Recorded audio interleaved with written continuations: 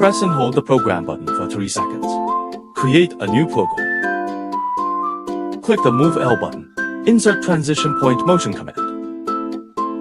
By pressing the drag button, the robot enters drag mode. Move the rocker.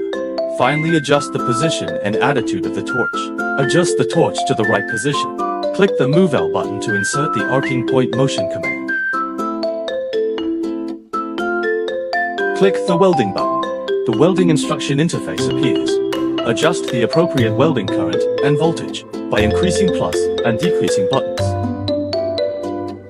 Click Shift button to confirm welding current and welding voltage. Click Shift button again to confirm the welding speed. Finally, insert the arcing command. Once you drag it into place, click the Move L button. Insert the extinguishing point motion command. Press the Shift button. Click the welding button. Insert the extinguishing command. Once you drag it into place, click the Move L button. Insert transition point motion command. Click the Start Stop button. The robot enters the reproducible run program mode. Run welding program. More details, please scan the code.